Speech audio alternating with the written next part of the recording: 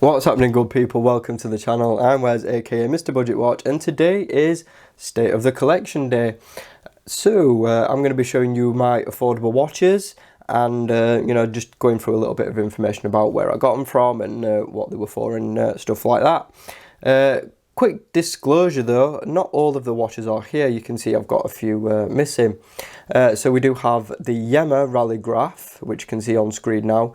I also have the Timex Q Hodinke, which is being borrowed by my brother. He's taking a look at that for a little bit because he's quite interested in it, so I said he could borrow it to take a look at. So they are the watches I don't have on me. I'm actually wearing one as well, which I'll show you in a minute. And these are most of them, to be honest. So I'm going to start off with these down on the mat, and then I'm going to work on to the watch box. Right guys, so first up is the Patek GMT. So this is the Black Bay Homage, and this is one I'm keeping for a little bit. I'm not sure if I'm going to flip it yet because it does have a few little problems. So if you've seen my review, which will be linked down below if you want to check it out, it does have a few little QC issues, which is why I'm a little bit on the fence about whether I am going to be keeping it long term or not. I haven't fully decided yet. I mean, there are a couple of things I like about it. I do love that bezel insert colour, the little red accent, and just how the red and black ties in together with the colourway. I just think it's a really cool and nice looking watch. For the most part, it's really well made, really well finished. And on this little canvas strap, it's really comfortable too. So yeah, review if you want to check it out, and a link will be in the description as well. So yeah, I don't know, like I said, if it's going to be a long-term keeper. Next up, we have this little beauty. So this is my it's a little bit dusty, my Orient TriStar with the beautiful sunburst dial. So this is a birthday gift I got for my last birthday, and I just absolutely love it. I think it's beautiful. It did come on a metal bracelet originally. I wasn't a huge fan of that, so I decided to pair it on this sort of rugged and rustic looking brown leather strap, and I just think it looks so much better, and it's so much more comfortable too. But yeah, I absolutely love this watch. It's got in-house movement and just that dial. That's really thing what grabbed me was that dial, and it's a beautiful gift, and I'm definitely not going to be getting rid of this at all. This is a permanent mainstay in the collection. It's not going anywhere, and it's just beautiful. I do love that watch. So next up is the Kronos Subhomage. You guys have seen the videos I've done on this, where I got it, where I got scammed, and then obviously me fixing it. As you can see, I've decided to put it on a strap because I wasn't happy with the bracelet finish, and I just like it on the strap as well. I just think it's it's something a bit different, bit of a strap monster actually, because it's black, so it just pretty much goes with anything and everything. And yeah, it's a really good watch. PT 5000 movement in it. Really great build quality, great finishing, and yeah, it's been a really good watch. So yeah, I've definitely been enjoying this one. Will it be permanent? I'm not sure, but I do like it. I'm liking it for now. So then we've got a little interesting one here. So this is a non-Sahara date. The reason why I'm keeping this one is because it's just such a comfortable watch to wear. I love the dial and the profile of it, and I think it just looks so cool. It's got really great lume as well. If you guys want a dedicated video on any of these, drop me a comment down below, and I'll try and add it to the list. But yeah, I really do like this one. Such a cool and different watch. I mean, it's obviously a Genta style in its case, but it's a little bit different too. So now let's move on to the ones in the case, and we'll actually just start from here. So here is my Casio F91W. I actually have a few of these. I've got one that I modded, which is put to one side. It's in a drawer somewhere. But this is my actually one that I wear all the time, this blue one.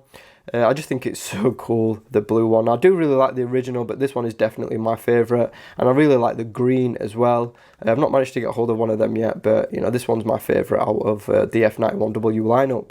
And you can't go wrong with one of these watches for about £10. This is a little bit more expensive, but under a tenner you can pick the original one up.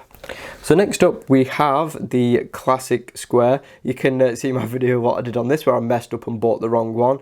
Turns out though that you guys were right. I would definitely shouldn't have got rid of it, and I didn't. I've decided to keep it.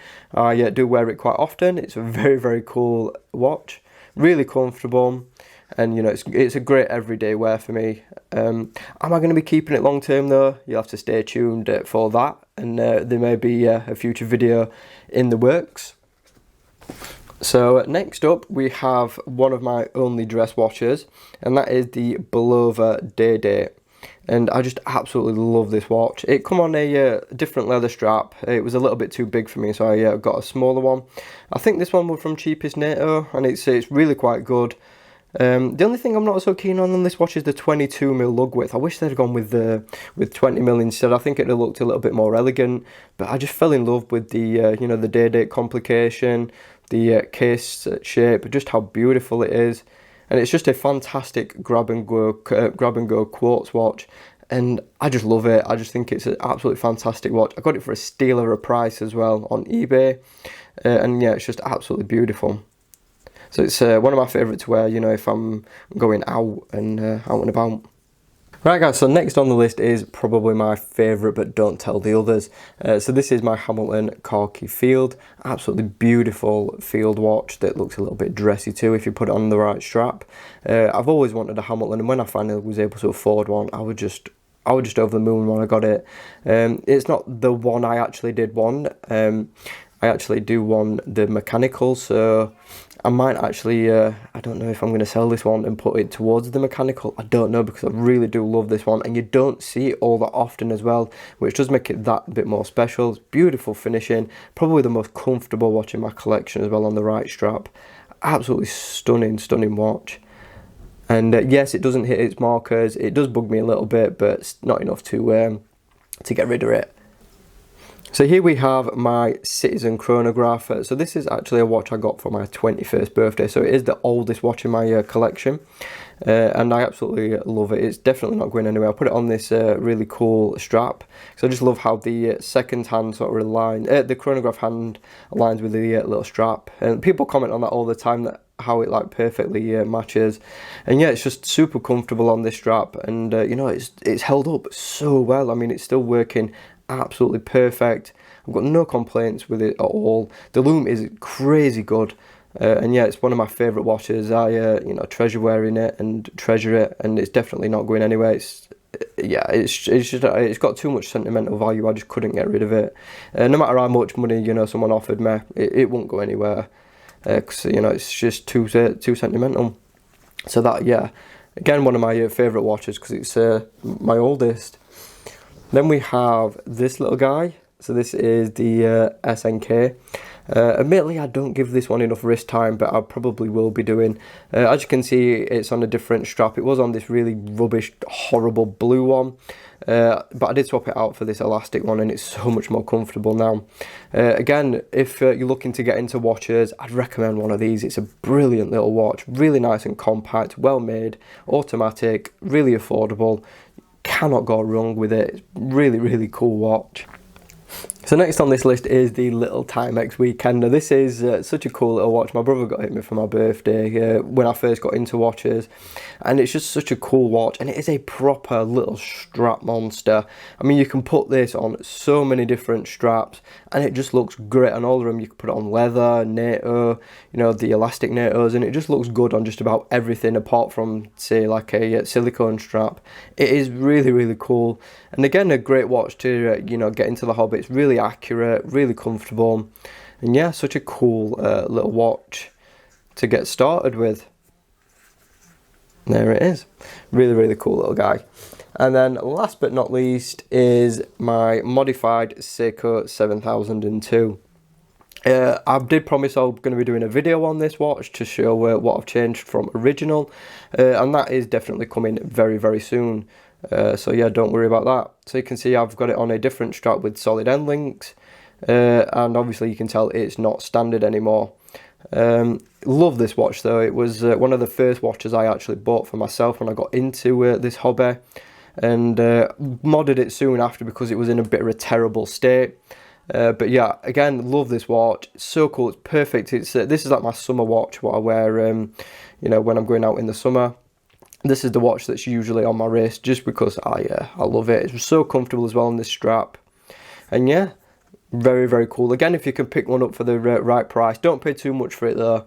But really, really cool. Seiko 7002. It's the watch that come before the SKX. Right guys, so there you have it. That is my, well, part of my collection. I do have, like I said, a few more other watches. But there you have it. What do you guys think? Which one was your favourite in the collection? Let me know down in the comments, and let me know what you've got in your collection as well. I'd really love to see what you guys have got. So that is pretty much it, guys. Thanks for watching. See you soon. Thanks for watching the video. Be sure to subscribe if you haven't already. Like the video if you enjoyed it. Hit that notification bell so you don't miss any uploads. And of course, follow me on social media at Mr. Budget Watch. Thanks again. I'll see you soon.